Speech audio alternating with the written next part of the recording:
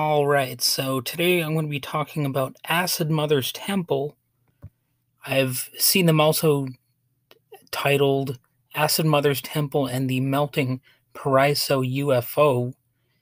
And I don't really know what to say about this band. They're very cult-like in their mood, I suppose, and in their music.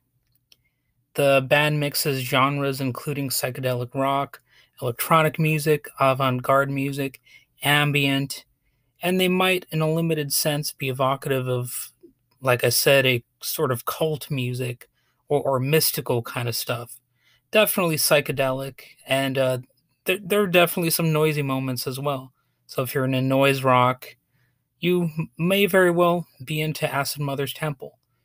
And though I don't care to exaggerate any ritualistic and communal elements to their performances too much, I would definitely say it's one of those bands that you could get immersed in. It might like sort of seep into you when you listen to it. So very atmospheric. I don't think I would call them ambient necessarily, although they do have those moments. Basically, it's like a very collaborative kind of thing. If you were to look at, the list of band members, it seems to be ever changing. It's really a musical collective, but the main person involved is named Kawabata Makoto, and as you might guess, this band is primarily a Japanese psychedelic rock band, although they are international in their scope. As you might imagine, they've collaborated with plenty of different people over the years.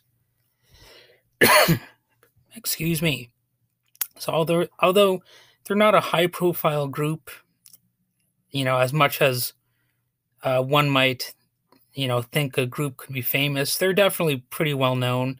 They're high profile enough, I guess you might say. And in their early years, they were almost intentionally obscure. Acid Mother's Temple grew to be known among followers of psychedelic rock, especially underground psychedelic rock, and they made frequent appearances at international music festivals such as Glastonbury over the years. So it's one of those things that's complicated because they're not ultra obscure, because they have appeared at festivals and whatnot.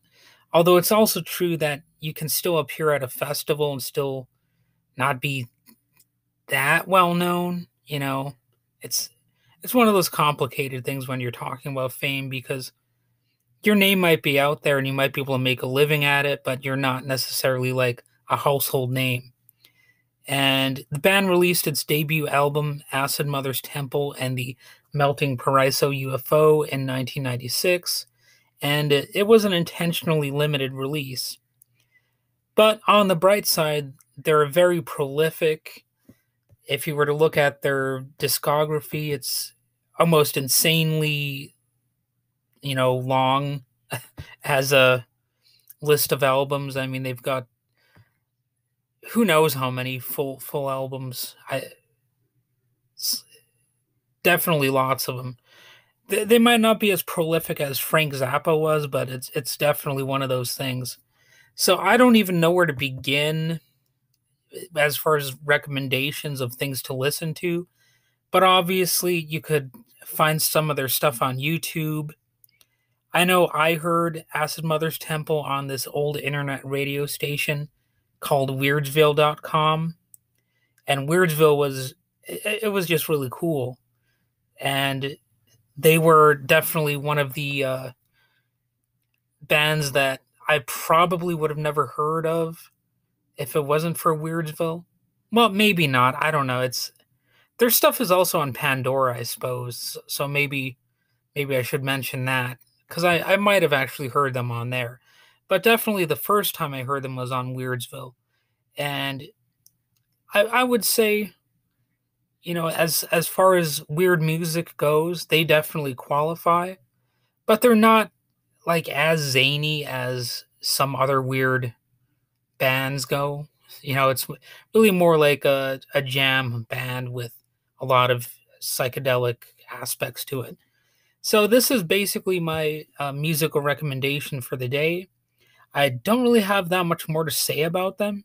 So, it's not is I'm sort of at a loss for words as for what I can really bring to the table on this. I would just say go ahead and check them out. You might like them, you might not, but it's really worth it if you want to explore and see what's out there.